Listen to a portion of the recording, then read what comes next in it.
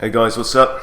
I owe you a 15-10 slower game, but I've been sucking a bit recently.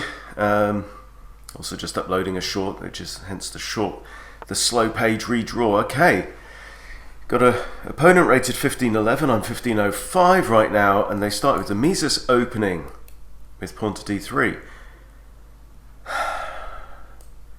So, I mean, the downside of this already is he's blocking in his light squared bishop. We should capture the center. The question is, how do we do it? Do we start with d5 or do we start with e5? I'm going to start with e5 because if he plays this move,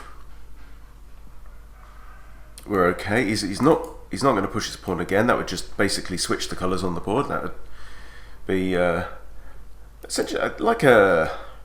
That would actually turn it into an England gambit with the colors reversed. Okay. So this is the reversed rat. I have seen this in the past. So they brought out his knight attacking my pawn. Difference is with the Spanish game is if he'd moved this pawn instead of this one, then he'd be able to attack the knight. I can play knight c6 and defend the pawn. The only other real moves would like bishop d6, queen e7. They've both got downsides, right? If I put my bishop here, it blocks this pawn, which then knock-on blocks this bishop. If I put my queen here, I'm blocking that bishop straight away, so knight c6. Logics. Opponent, his name is Clabar from Italy. Okay, knight b to d2. I can now play d5, and I'm gonna, because it's principles. So this is kind of reminiscent of like a black lion played from the other side of the board. So my opponent is voluntarily giving me this. I feel like Galadriel. You offer this to me freely. When Frodo offers her the ring. So we have the center. Okay, and now finally he strikes for the center. Now, we could have takes. We could have takes. This would give my opponent reasonable knights. And if we do trade in the middle, then what advantage is there in a sense, right?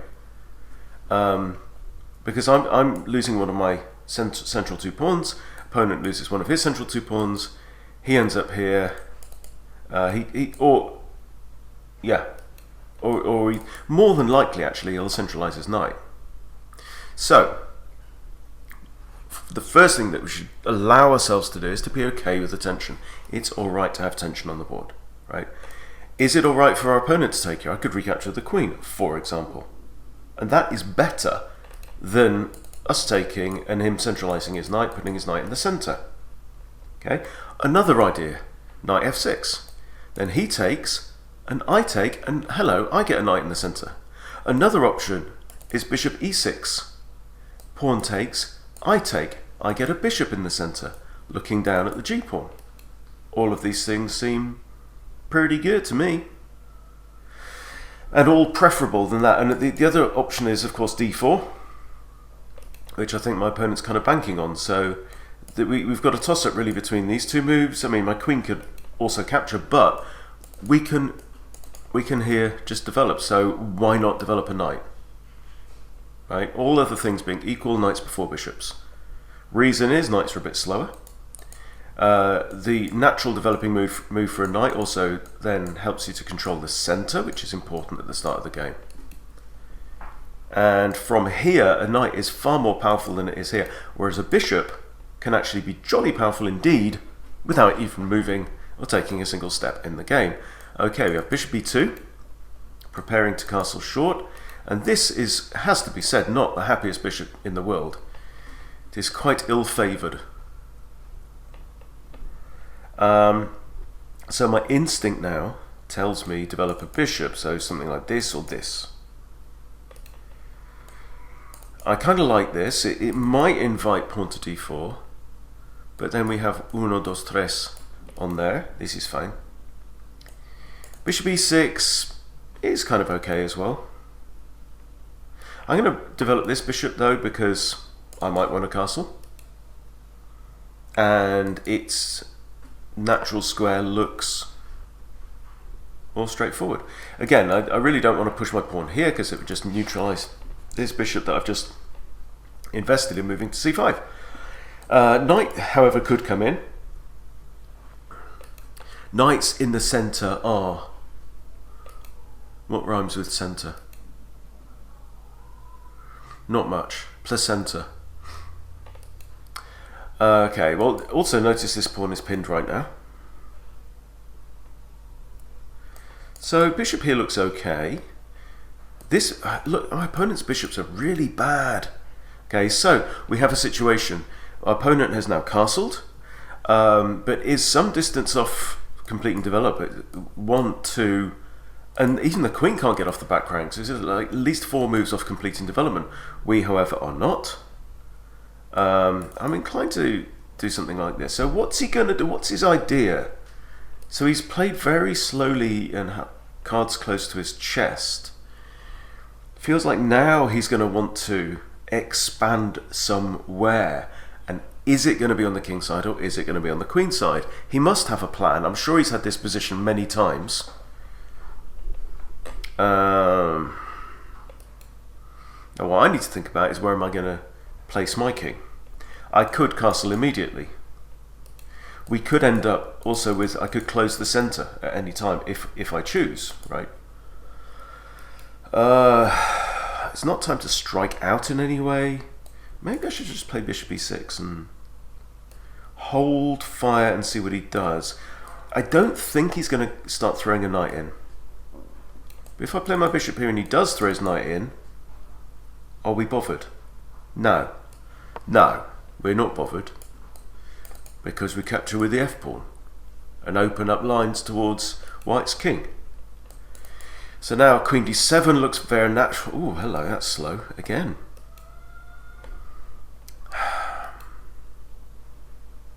Now I'm rightfully suspicious, I think. Opponent must have a plan.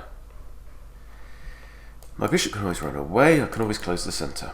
The thing about closing the centre is you kind of have to look at what the angle is of this closure. And it's kind of there, which means that this becomes like viable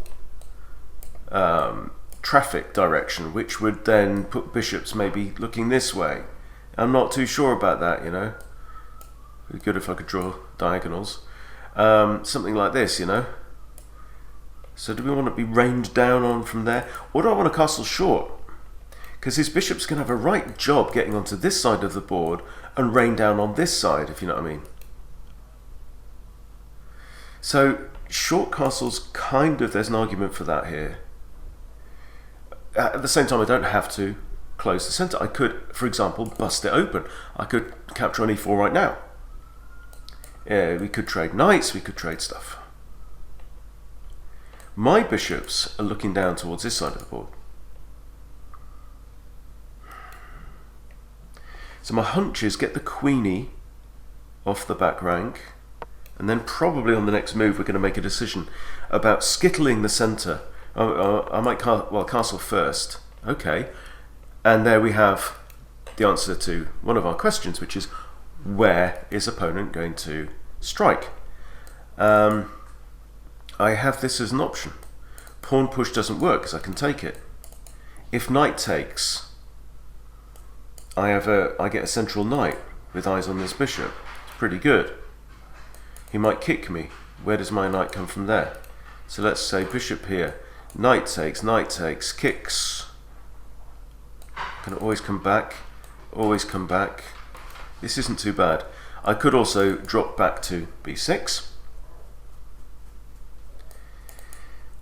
This can always be taken out. Or is this better, you know? Well, right now it's a bit stuck because the thing is that the e file is closed.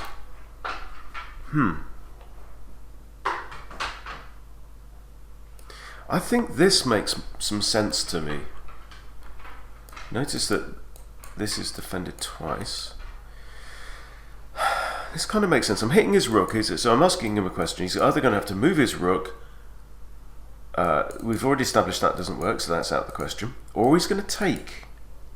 And if he should take, what do we do? I'm not going to take that with the pawn. I'm going to take that with the knight, 100%.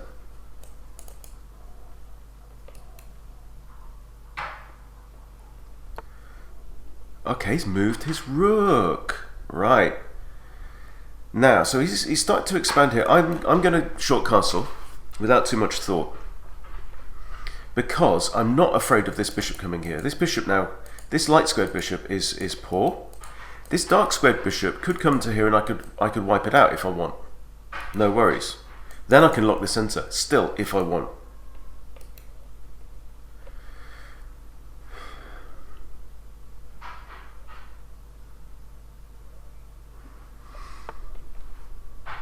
What I am doing is I'm kind of allowing my opponent to develop in a way. I have a nice square there actually. What I like about this as well, doing it, is that it constrains that bishop there. It's really kind of got a thumb lock. The queen is also out of squares. This rook is also out of squares. And I could even solidify my bishop with pawn to d4,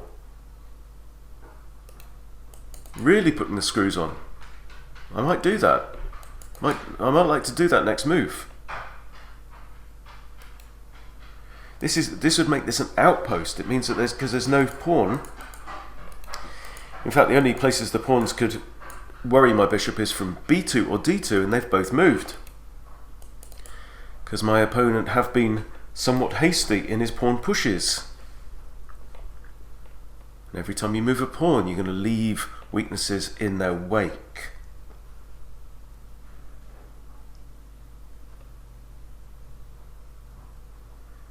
Man, I tell you, sometimes I do these binges on reaction videos for music and stuff like that. So there's some awesome songs out there. I mean, I've done so many. The first one that I just couldn't get enough of is a Kazakh singer called Dimash Kudaibergen, and he did a song called SOS d'un terrien en détresse, cover of it for a Chinese TV show, talent show. When he was a bit younger, he's absolutely fucking-credible, right? And then I got on. I've seen quite a few with Disturbed doing The Sound of Silence. What a tune! What a cover! Absolutely insane. And then recently, High Ren by Ren. Bloody hell! If you haven't seen it, first thing you should do, go on YouTube, type in High Ren, and watch it yourself, right? And then, if you're like me, kind of weirdo, and you like these reaction videos I'm taking with the pawn here, I think, then knock yourself out, because it's insane. Right, situation. We can take with the queen, we can take with the pawn. Taking with the pawn has the advantage of opening up the f-file towards the king, possibly. Taking with the queen has the advantage that we reconnect our rooks and we have a more mobile queen. I am seriously considering this move and shutting down the centre to keep this bishop's thumbscrew situation going on. That's what I really want to do. I still have a pawn break though with f5 if I don't do this. If I put my pawn here, am I going to be capturing here? No. Queen takes.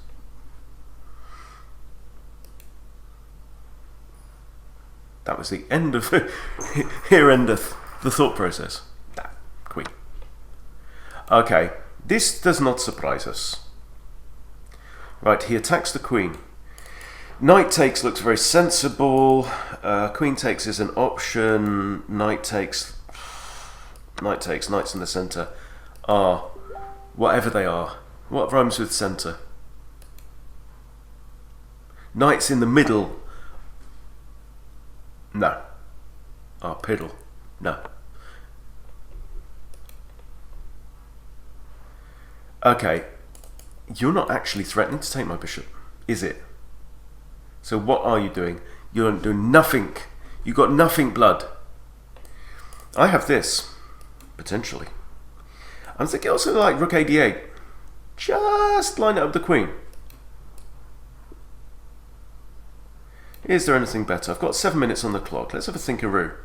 Little thinkaroo. Gotta have a thinkaroo, mate. I mean, f5 may have its moment. F5, e4. Let's put a rook there. Right, I've just talked myself into it. F5, e4, pawn might take. You never know. You never know.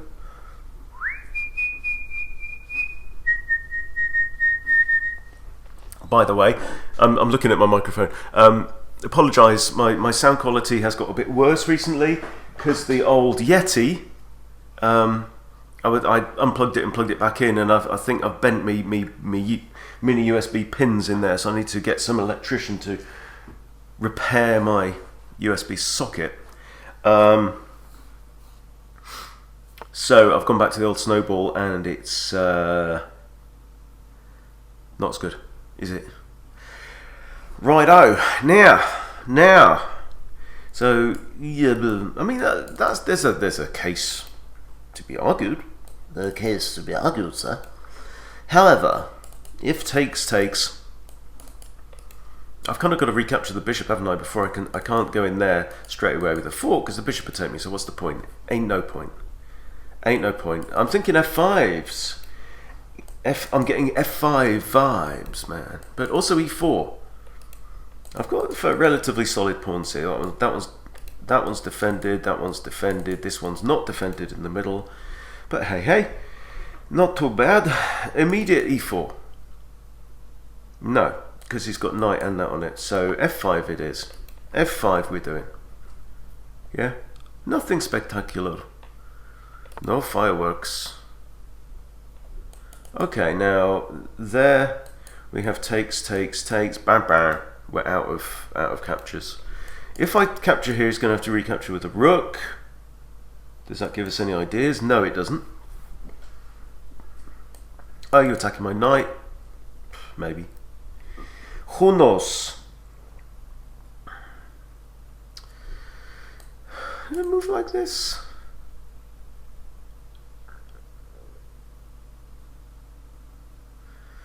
If bishop then takes knight, I have to recapture the rook.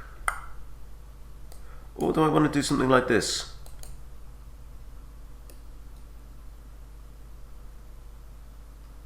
Hang on. He's threatening to remove the defender of this bishop, isn't it? So, for example, if I do that, actually, I can replace my knight with a spare. A mare and a spare, if you like. Oh dear, oh dear. That's why I don't have a comedy channel, isn't it? I mean, you could argue that my comedy's as bad as my chess.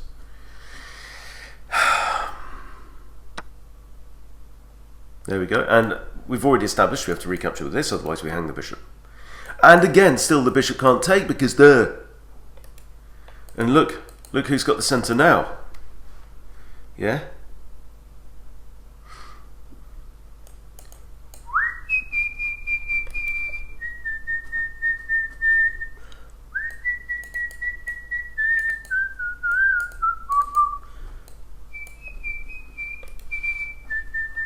It's an earworm, so warning. It's a brilliant song. The video is one of the best pieces of any art I have seen in a long time. That said, Disturbed Sound of Silence video is fantastic, but in terms of artistry and message and stuff, High Ren is drop dead. Really is drop dead. And look, this bishop is just tied up. I mean, what can it do? It can piddle around, right? If it ever takes here, right? Are we going to see Queen E1? I don't know. My plan is, I think I really want to lift this rook. Yeah? Might put my queen here as an extra defense on this. Because this knight is now in quite, there's things that could happen. We should also consider, what if we drop back and what if he takes and we take here, then we have a completely open e-file. But I'm kind of liking this kind of sneaky approach here. This. Now opponent has slowed down. Now he's having to think.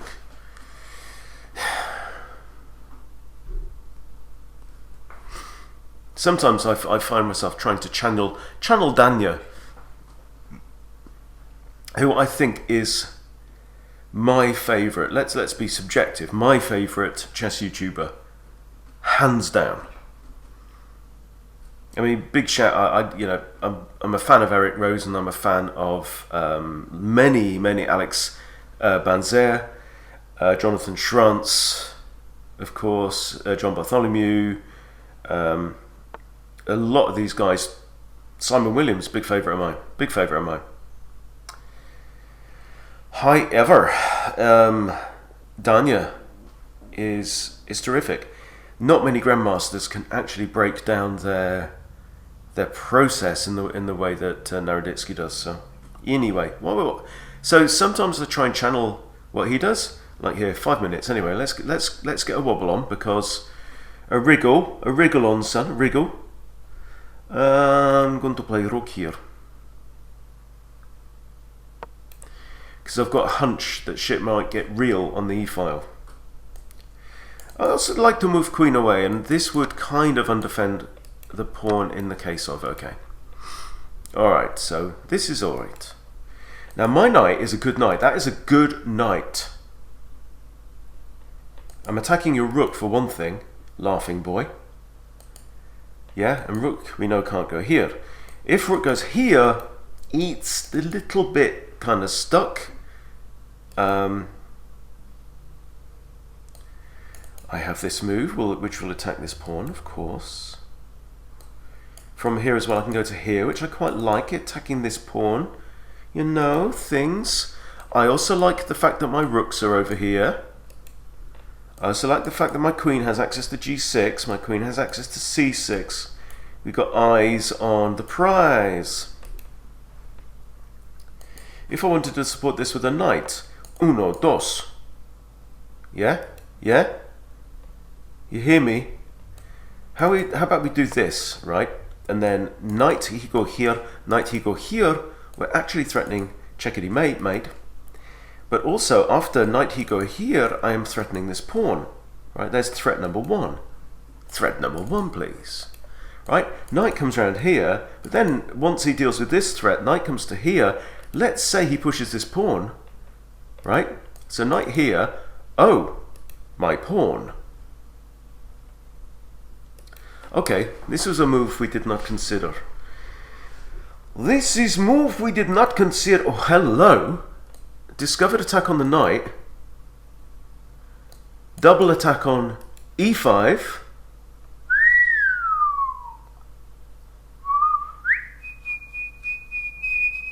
However, it must be said,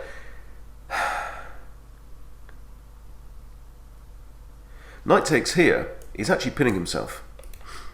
But if I do this, knight takes here, I move. The knight is pinned. This was my plan all along, but I'm not going to attack now from this angle. I'm probably going to stick my queen here.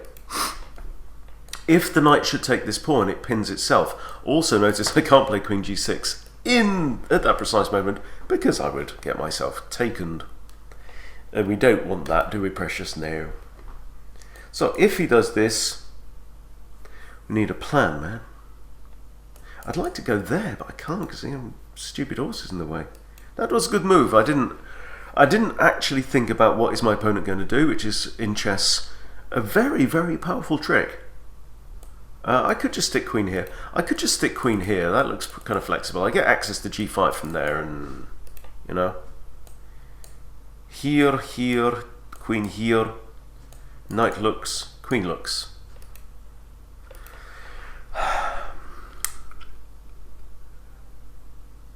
Oh, we've got a thing. What's your opponent's bloody plan? Also notice here,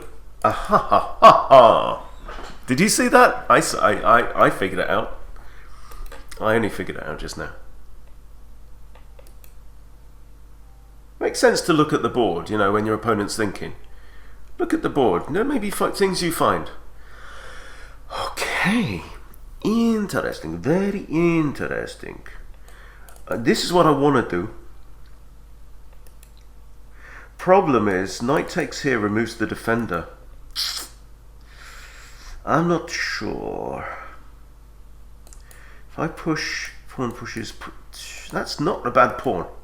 I mean, it's isolated, but it's in the enemy half. You know? I could even kick the knight. And now that you see, the knight can't just take here. I could just kick him. Kick him, he comes here. I move my queen across. Or do I just put my queen here anyway? Yeah, what's wrong with that? What's wrong with that? Nothing. Yeah? Just because it's the idea I had like 2 moves ago doesn't make it wrong. It still works. Right? It's good to have a plan. Even a shit plan is better than no plan at all. Who said that? Somebody clever. Also notice, ooh, this town is coming like a ghost town. All the clubs have been closed down. What a tune, man.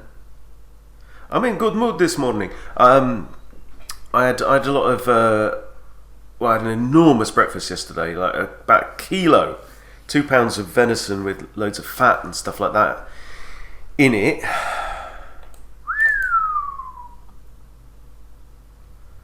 That is, but I also have this. Now, if taketh, I don't know. I don't really want to open up his rook. This though, he taketh me, I recapture. Then we've got 3 musketeers in the middle of the board, which I'm liking. But I'm still drawn to this. Now notice the knight does defend that, and notice I can't really kick him away with pawn action. Now, could I reroute my knight round somewhere else more useful? Yeah, I mean I don't know. I don't know. Here he could still just take. Let's play c6. I know it's not brilliant, you know, I had fantasies about attacking with my knight, but you know, we talk about control of the center, yeah?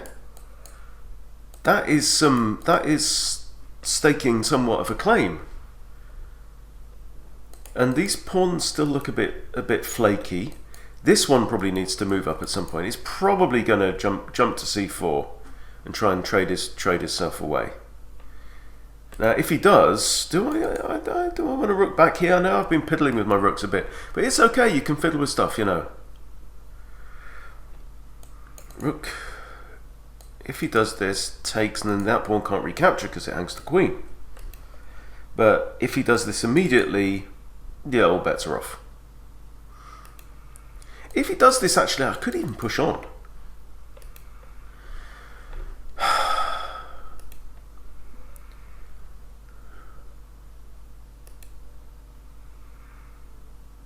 The pawn is defended. Don't freak out. How on earth do you win a game like this?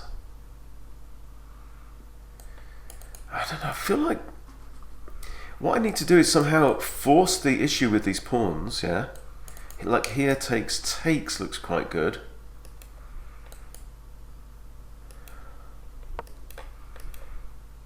I am a little short of time, so one advantage I have is the queen lined up against the king. He's now put his rooks on the same squares as mine. This is all looking a bit neutral now, I have to say. Which is a bit of a shame.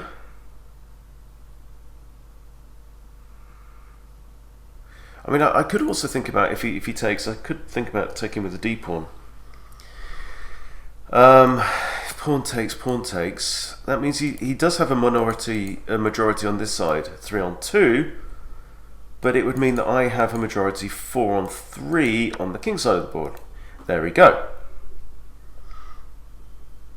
Also, if I recapture with f, it gives me more pawn islands.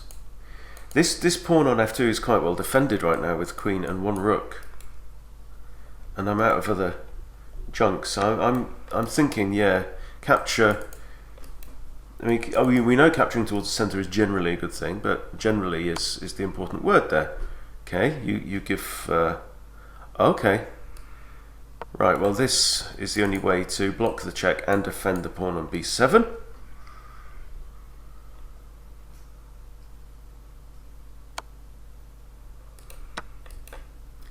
Simples. That's a no-brainer. So here we're going to end up with a very strong 4, and then we're going to have to deal with this 3-on-2 situation on the queen side of the board. So I'm thinking, I'm quite happy to have a rook on 7th right now. This is okay. Rook c7 looks very, very natural indeed. Opponent's on 6 minutes. Yeah, I mean, look, for the sake of video, we should try and win, right? One is tempted to offer a draw in a situation like this and just move on and try and win the next game, but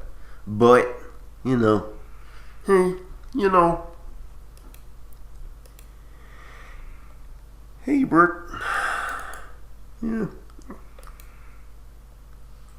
yeah, I see you've got a drawish position there, Bert. Ready? Yeah, we've got to try and win. I don't know. Maybe trading off rooks. I don't know. See, now he's making reasonable progress now with this trio, this queenside trio. Now, if I go here, he takes, I take, then I've got a boom shaka pawn there. I have to do this. He might. I'm thinking about it. Yeah? If he tradeth off. Hello. I'm not afraid of you. Right, if he goes here, I've got to use my rook to defend, eh? I've got to use my rook anyway. I'm going to have to use my rook. That move's going to have to come. Let's not mess about. This does not scare me. He has this.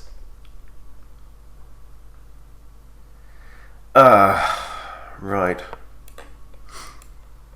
This is the problem.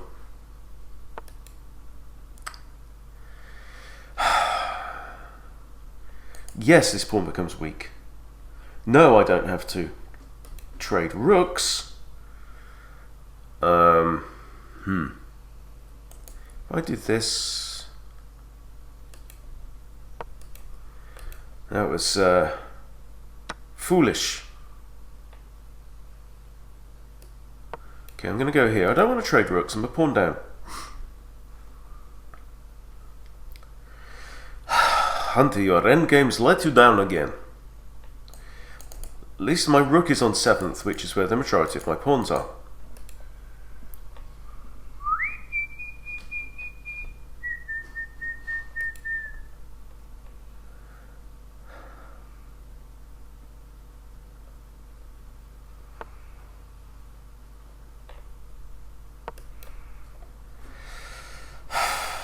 My clock is going to start creeping up now, I think. This pawn moves forward, it gets eaten. This pawn trades. That's not great, you know. I'm inclined to push up my king. DD has to defend. I don't know. Checkity-doo-dah. This rook is doing a reasonable job now, and he's obviously his main pawn break is this, but he might also try and press this advantage down here.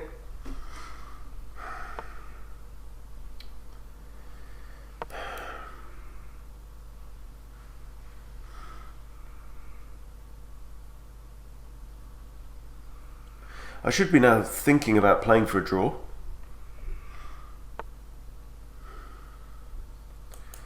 My king does have a route through.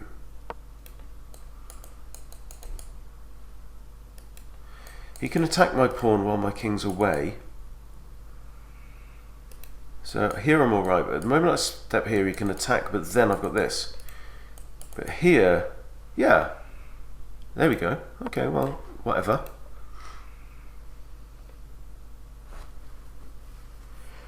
I'm going to try and play for a draw. Because a draw means I don't lose any points. Lose the game, I do. Sometimes the draw is the right thing. Sometimes the draw is very good in a competition, for example. Now is he threatening this? What? And my king... Well, I'm not going to let him go there. I'm just going to do this. Bugger. That means he can... And then this pawn's going to fall, is it not? I do this, he captures en passant. I have been outthunk in the endgame. There's nothing I can do. He captures en passant, I come here, he takes my pawn, I take his. I'm 2 pawns down. My pawn down on each side of the board, I'm buggered. At least this pawn can't move, but now all he has to do really is... I don't know, actually. Because he's also got to defend here. You know, if I can somehow eliminate both of these, then Harry could save the day. So what he's going to do here is he's just going to sit tight, and he's going to force through his pawn advantage on there. I'm going to push Harry. If he takes, I take, and... yeah. No, I'm not happy about this at all. 2 pawns down, this is all we need to do. The game is lost.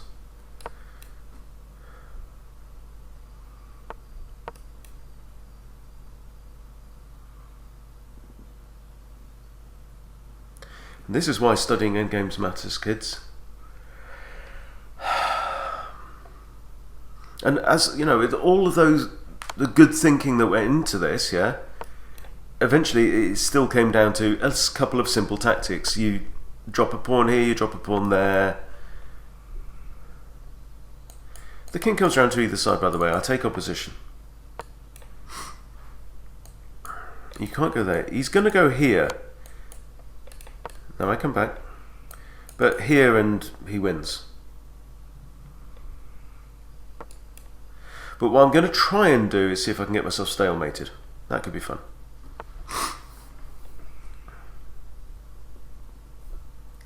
It's not going to work. No, all he needs to do is force through one of these, get something to promote, and he's good. So I can resign there. But it was useful. Yeah, totally lost. Computer says you haven't got a snowball's chance in hell, bro. Okay, 1600 rapid. For some reason there's this glitch. It's showing you your rapid rating. Oh no, your blitz. Why did it say 6? Maybe that was his blitz rating. I don't know. See, look, tight. Right? Actually, yeah, so this was a mistake. Right? Here we're good. This was a mistake. What should I have done? Trade ski,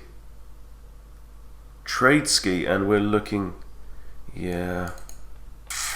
Then I get to bring my king up. I have a slight head start on the king race. Yeah, just miscalculated that, and then the whole game just fell apart from that point. Shows you every move matters. Every move matters. But other than that, I was quite pleased, you know, we did well. I actually had somewhat of an advantage here. And that's a miss. I had the opportunity to win bishop. How? Pushing the pawn. Okay, and if he does this...